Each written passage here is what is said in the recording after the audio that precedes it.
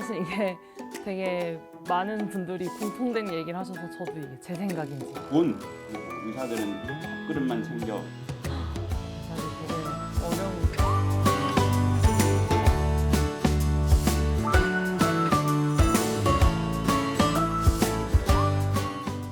사실 이게 되게 많은 분들이 공통된 얘기를 하셔서 저도 이게 제 생각인지 아니면 모두가 그렇게 말하니까 그렇게 생각하는 건지 모르겠는데 사실 이 사건이 다들 많이 크다고 얘기를 하셨고 저도 학생 때 되게 인상 깊게 봤었던 것 같아요. 망각의 동물이라 그걸 또 까먹고 수학과를 지원하긴 했는데 근데 이제 워낙에 미수가라고 하는 친구들은 되게 취약하고 사실은 어려운 친구들이거든요. 여러 가지 면에서. 근데 이제 그런 친구들을 위해서 어쨌든 되게 애쓰고 계셨던 분들인데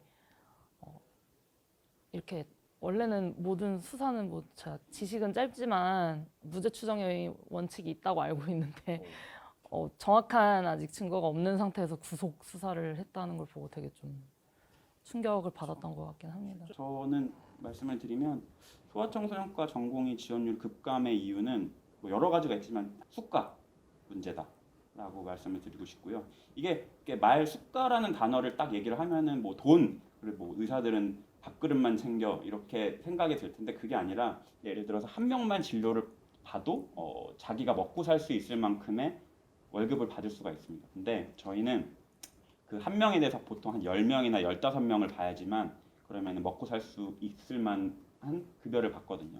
저희는 소아도 애 진료는 애 진료대로 봐야 되고 보호자분들은 저희한테 원하는 게 있고 그래서 그런 것들을 같은 시간 동안 이 다른 과는 한두 명을 보는 거를 저희는 보통 수가가 맞는 게 뭐 한 타임에 100명, 200명을 봐야 된다고 하는데 그래서 수가가 해결이 되지 않으면 정말로 소아과는 이제 존폐의 기로는 이미 지났고 얼마나 빨리 폐과가 되느냐 이제 이런 것들이 문제가 되는 것 같습니다. 저도 비슷한 생각인데 조금 다를 수 있는 거는 먹고 사는 거에 필요한 비용이라는 건 되게 상대적인 거여서 뭐 절대적으로 얘기하면은 사실 의사가 왜 먹고 사는 비용을 얘기하나 할 수도 있을 것 같고 상대적인 게 문제입니다. 상대적으로 푸대접을 받습니다. 네. 수가도 마찬가지인데 상대적 푸대접입니다.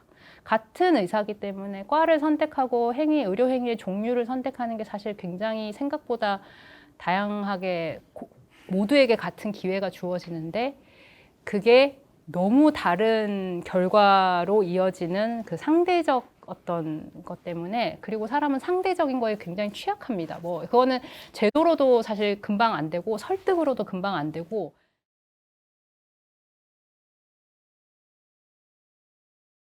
의료진 부족으로 가장 힘든 부분은 왜냐면은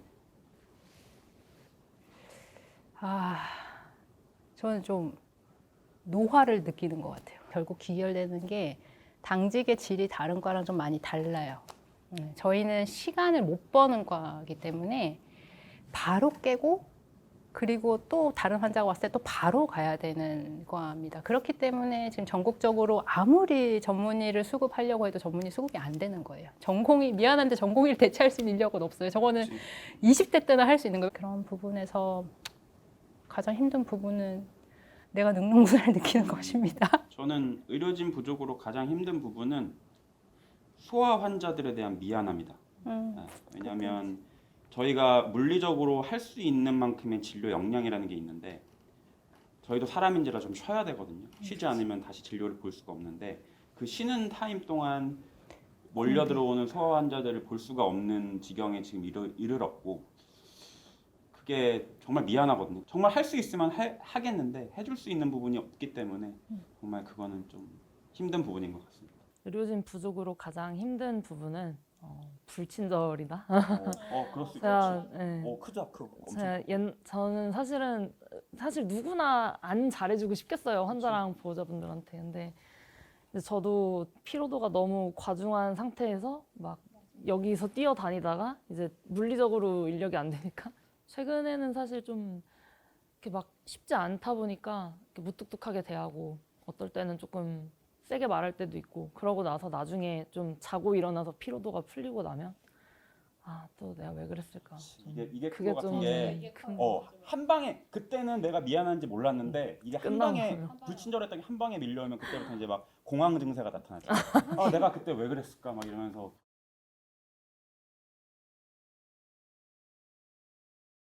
최근에 인상 깊었던 거는 이제 아기가 중환자실에 이제 입원을 해야 되는 상황이었는데 만났었던 환자였거든요. 그래서 응급실에서 이제 보다 아기가 너무 안 좋아서 그날 기관사건까지 하고 결국 중환자실로 갔었거든요. 어머님이 그거를 되게 좋게 생각해 주셔가지고 본인이 직접 빚으신 그릇을 컵이랑 그릇을 저한테 선물해 주셨던 적이 있었거든요. 근데 좀 많이 놀랐어요. 이렇게 시간 내서 직접 만들어서 준다는 게 사실 정말 대단한 일인데 그때 좀 많이 놀라고 감동을 받았었던 것 같아요. 저는 소아청소년과 의사로서 가장 보람찼을 때는 건강하게 외래로 들어오는 아이들을 봤을 맞아, 때이다. 맞아. 하나의 에피소드를 섞어서 말씀을 드리자면 얼마 2년 전에 이제 이슈가 됐었던 이제 저희 병원에서 22주 2일에 390g으로 태어났던 박미소라는 아이가 있었는데 그 아이가 이제 지금 잘 크고 있거든요. 그 어머님이 유튜브도 하시면서 이제 가끔씩 그런 모습을 보는데 이 아기가 태어나서 이렇게 정말로 힘든 상황에서 잘 돼가지고 내 외래를 걸어서 들어온다는 것 자체가 너무 아이한테 일단 고맙고 항상 하는 얘기인데 아이한테 고맙고 보호자분들한테 너무 감사하고 그럴 때 진짜로 난 정말 좋은 직업을 갖고 있다라고 정말 보람된 생각을 하는 것 같습니다.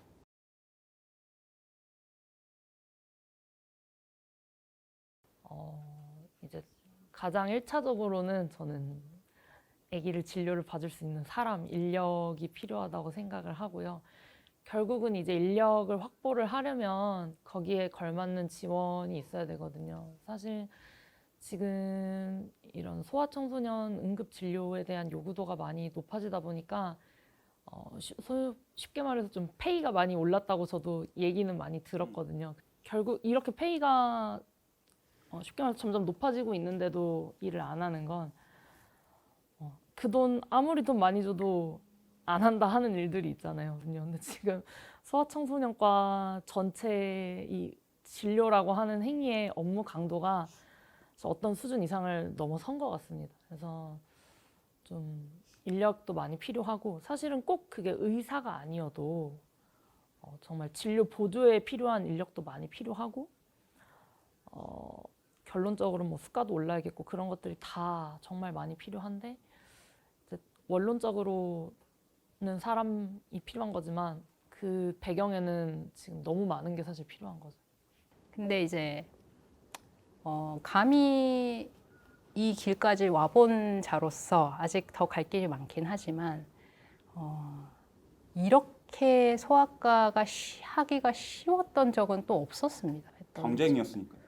그래서 저는 이게 그렇게 오래 갈 거라고 생각 안 합니다. 네, 저때 그 소위 비인기과들이 다 한 번씩 그 사이클을 돌았기 때문에 그래서 한 20년 정도 의료계에 몸담으셨던 분들은 다 그런 생각 아마 하실 텐데 분명히 이 사이클은 돌게 돼 있습니다.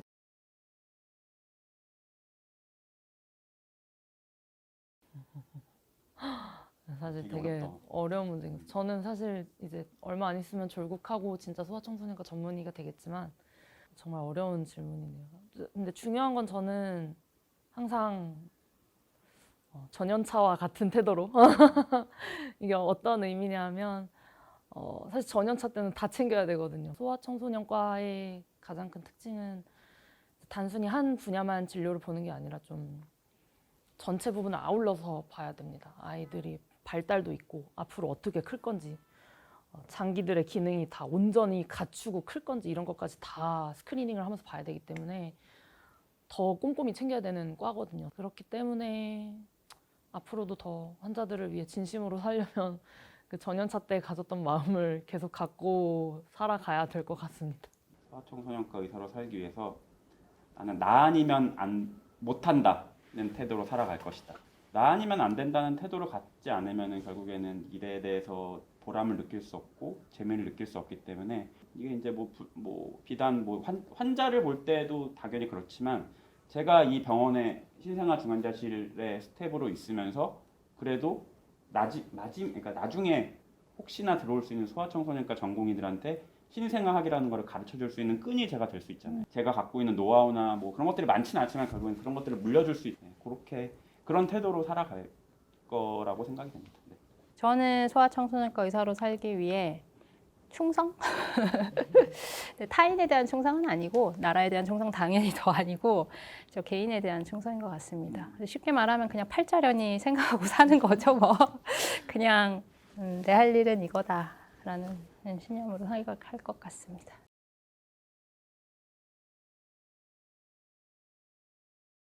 많은 질문들이 다 끝나고 이제 마무리하는 시간이 됐는데 그냥 오늘 이렇게 같이 모여서 얘기하셨던 소감이 어떠신지 좀 얘기 듣고 끝내면 어떨까 싶습니다.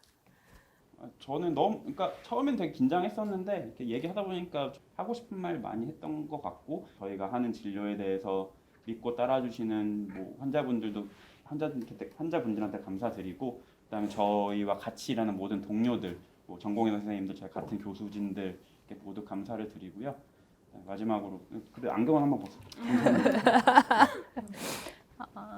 저는 사실 이제 다 하고 싶은 얘기 참 많이 했는데 못한 얘기는 저희 팀이 저희 원주 세브란스 기독병원 소아과 전체 의료진 팀이 분위기가 되게 좋거든요.